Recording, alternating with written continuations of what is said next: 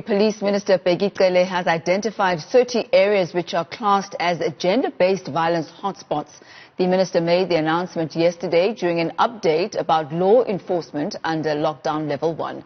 For more on this, I'm joined by Chandré Gould from the Justice and Violence Prevention Program at the Institute for Security Studies. Good to have you with us this afternoon, Chandré. Now, we know that even before COVID-19, gender-based violence has been an issue in South Africa. Now that these 30 hotspots have been identified, I guess the question is, now what? What are the measures that are going to be put in place to ensure the safety of South Africans and South African women? Absolutely, that's exactly the right question. And I think that it's important, just a couple of things are important to note with regard to these 30 hotspots.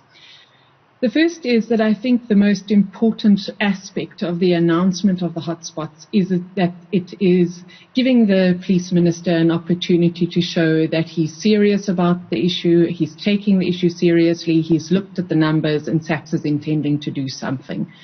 But I think it's important to note that these are highly populous areas. They are densely populated areas in South Africa, and there are areas in South Africa that have previously struggled with high levels of all sorts of violence and crime.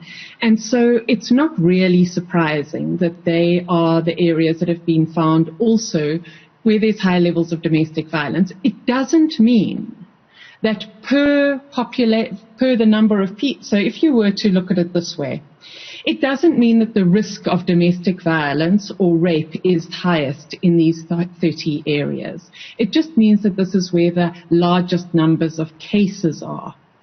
So I won't go into the details to explain that. Suffice to say that what is really important is that the problem with identifying 30 areas in this way is that it stigmatizes these areas. And that's not necessarily helpful. What we want is for women to feel safe when they come forward to report cases of domestic violence. And so having additional police resources, particularly trained officials, to take statements and to be present at police stations, that's a very good thing.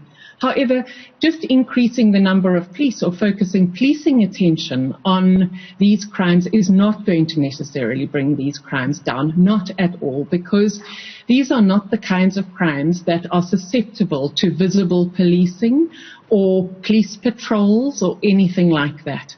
Most of these crimes happen inside people's homes, and so it's very hard to prevent. What I would have liked to have seen is the minister announcing a collaboration between the police, the Department of Health, the Department of Social Development, and NGOs like shelters and women's organizations that provide services to victims, so that not only can women come and report, but also that the services that they would need in order to keep them safe and to help them to recover from this experience are in place. And that's absolutely vital. We're not going to solve this problem with policing alone. And in your view, Chandré, I'm not quite sure. I think we're going to have to leave our conversation here because we are waiting for the bail application to start, and it just literally has started now. So apologies for that really short interview, but some nuggets that already came out of that. Thank you for your time, Chandré.